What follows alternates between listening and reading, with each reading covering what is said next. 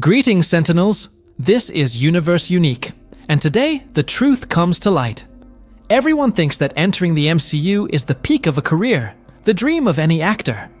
But what happens when being a hero turns into punishment? When the biggest superhero franchise on the planet starts to feel more like a prison than an achievement?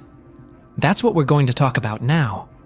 And before we dive into these tough, behind-the-scenes stories, let me open my heart with you. The channel is about to reach a very important milestone, and your support is essential for us to get there. By subscribing, you not only join our secret community of Sentinels, but you also make sure you keep receiving analyses and truths that almost no one dares to tell. If you value this critical and different perspective, this is the moment to join the squad, because not everything that shines in Hollywood is vibranium. Some actors lived through real creative hells behind the cameras, and the stories are far darker than Marvel would want you to believe. There are stars who left it all behind without looking back, others who even forgot they had been in the movies, and some who only returned when the studio finally gave in. But hold on, because the strangest story is still to come. Now I want to know, from which city and country are you watching this video? Leave it in the comments because I read them all, without exception. And if this content is connecting you with the hottest news and theories from the Geek Universe, hit the like button and join our secret line of subscribers. When Natalie Portman entered the MCU, everything seemed perfect. An Academy Award-winning actress, a blockbuster star with international prestige, taking on the role of Jane Foster in the first Thor films. But behind the grandeur, there was a growing frustration that few noticed at the time. The promise was a complex character, relevant to the cosmic storyline, but what Natalie found was an empty version, reduced to the role of love interest. The breaking point came during the production of Thor: The Dark World. Portman had supported the choice of Patty Jenkins as director, believing that at last we would see a Jane Foster with depth and protagonism. But when Jenkins was fired early in the process, Natalie felt betrayed by the studio. She fulfilled the contract, but her performance revealed her discouragement. Many fans noticed and commented that Jane seemed out of place, cold, almost lifeless. It wasn't just an impression. Portman was already mentally checked out. After that, she disappeared from the MCU. She didn't return for Thor, Ragnarok, and didn't even bother to hide her distance. In interviews, she went as far as to say she was done with Marvel and that her participation was over. And for years, everything pointed to Jane Foster being discarded. But then came the turnaround. Years later, Taika Waititi took over as director of Thor: Love and Thunder and brought back a proposal that Natalie could not refuse. This time, Jane would not just be a supporting character, but the mighty Thor, wielding Mjolnir and living out a dramatic arc based on Jason Aaron's comics, where her battle with cancer intertwines with the responsibility of being a hero. Her return made it clear that the problem had never been the MCU itself, but the way the character was treated. Portman had always wanted a role worthy of her talent. She only came back when Marvel offered creative control and a storyline that finally respected Jane Foster as a protagonist. But one uncomfortable question remains. How many actors might Marvel have lost to the same mistake, reducing complex characters to secondary stereotypes? Before Mark Ruffalo became the definitive face of the Hulk in the MCU, there was another Bruce Banner on the screen: Edward Norton. At the time, the choice seemed flawless. Norton carried prestige in Hollywood, was known for diving into complex roles such as in Fight Club and American History X, and brought the seriousness that could elevate the MCU's second official film, The Incredible Hulk, 2008. But the story quickly turned into a clash of egos and creative visions. Norton didn't just want to play Bruce Banner, he wanted to rewrite the character. He went so far as to redo entire sections of the script to place more emphasis on the psychological drama, the trauma, and the anger that define Banner in the comics. For Norton, Hulk should be darker, a reflection of inner anguish, almost like in the classic storylines that explored the monster's tragic side.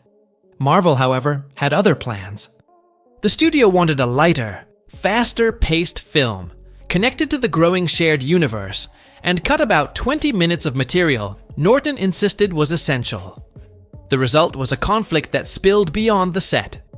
Norton distanced himself from the film's promotion, skipped the press campaign, and the tension became obvious. The movie did reasonably well at the box office, but it was overshadowed by the impact of Iron Man, released the same year. Not long after, Marvel made a definitive decision. Norton was out.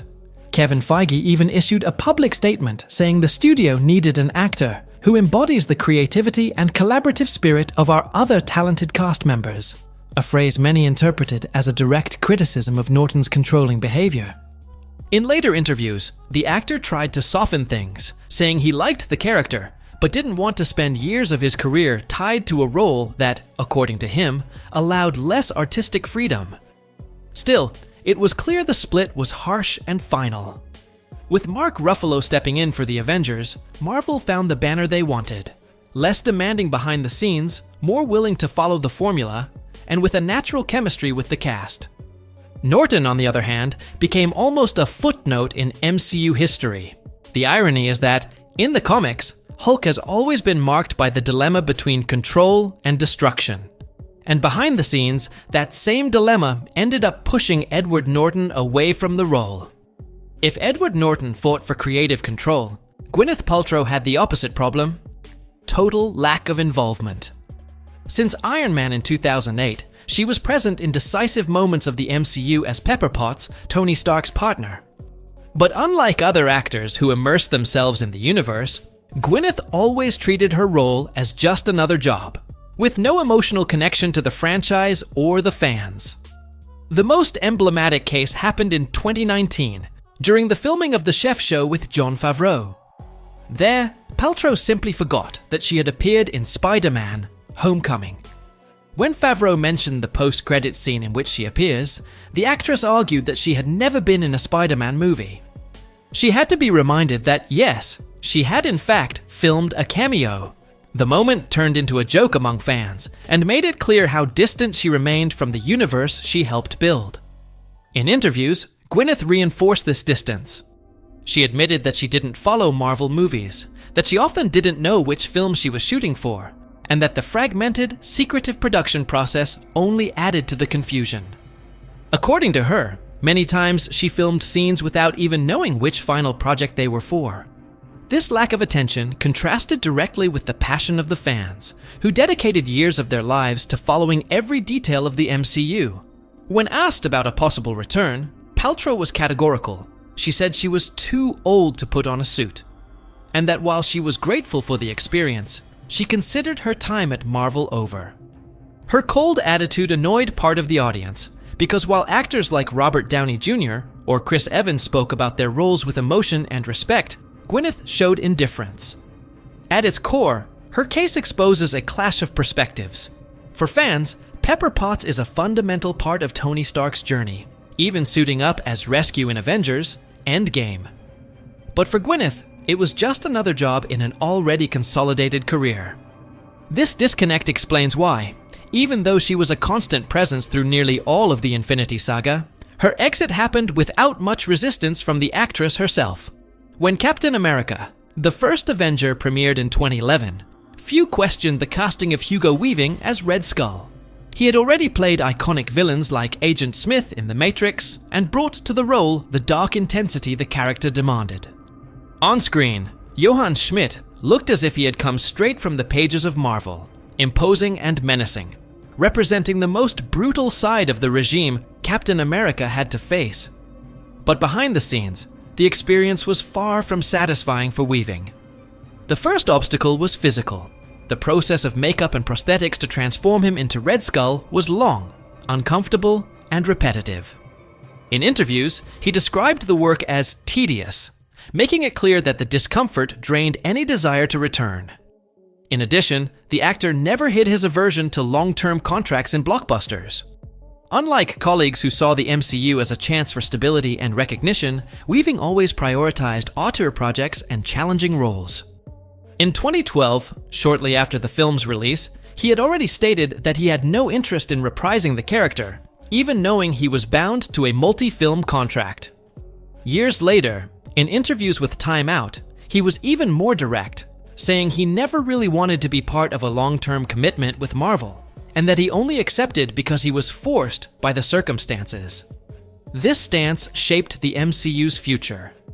When Red Skull reappeared unexpectedly in Avengers, Infinity War, and Endgame, many fans believed Hugo Weaving had secretly returned. But that wasn't the case.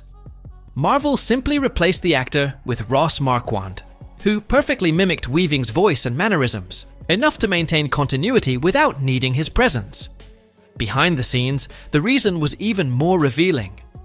According to Weaving himself, there were attempts to negotiate, but the studio wanted to drastically reduce the amount agreed upon in his contract. He refused, and Marvel moved on without him. That refusal highlighted an interesting contrast. While Marvel became an expert in reusing actors for decades, Weaving represented the opposite, an actor who saw no reason to tie himself down to a role, even one of the publisher's most iconic villains. Even before the definitive rise of the MCU, Jessica Alba had already shown how the relationship between actors and studios could be problematic. In the 2000s Fantastic Four films, she played Sue Storm, the Invisible Woman. In theory, it was the chance to portray one of Marvel's most important heroines. In practice, the result was devastating for her confidence.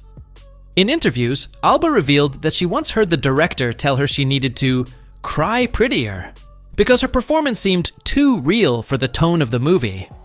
That kind of remark made her question her talent, to the point of considering quitting acting altogether. Beyond the aesthetic pressure, there was also physical discomfort. The blue contact lenses she had to wear constantly irritated her eyes, while the CGI of the time was limited, turning dramatic scenes into mechanical and artificial experiences. To make matters worse, the scripts reduced Sue Storm to a secondary role, often remembered only as a love interest, when in the comics she was the strategic heart of the team. The negative reception of the films only reinforced her frustration and pushed Alba away from the superhero universe. Years later, Idris Elba would face a similar dilemma inside the MCU. Cast as Heimdall, Guardian of the Bifrost, many fans expected a character developed to match his imposing presence. However, Elba quickly realized that his role was almost decorative. Few lines, brief appearances, and long days in front of a green screen left him disheartened. The breaking point came when he had to walk away from filming Mandela, Long Walk to Freedom, where he was playing Nelson Mandela himself in order to shoot reshoots for Thor: The Dark World. He described the experience as humiliating, saying he felt like he was falling out of a spaceship with a wig and contact lenses. Elba's case illustrates how the MCU can waste top-tier actors, offering visually striking roles but with no real narrative depth. In the comics, Heimdall plays an important role in cosmic battles and complex arcs. On screen, he remained limited until his death in Avengers: Infinity War. Both Alba and Elba are examples of talents who could have left a generational mark, but ended up remembered more for their frustration than their impact. And this leads us to a final reflection. For fans, the MCU and its branches may look indestructible, but behind the cameras, there's a list of actors who felt the weight of the Marvel machine. Some gave up along the way, others were replaced, and a few even returned under better conditions. But the truth is that the dream of being a superhero doesn't always match what happens backstage. If you want to keep uncovering these behind-the-scenes stories that are rarely revealed, this is the time to support the channel. We're very close to reaching an important milestone, and by subscribing, you'll guarantee access to a space where every detail of the nerd universe is analyzed in depth, without filters and without fear of exposing what usually stays hidden. And before we wrap up, drop a comment letting me know, from which city or country are you watching this video? I make a point of reading them all.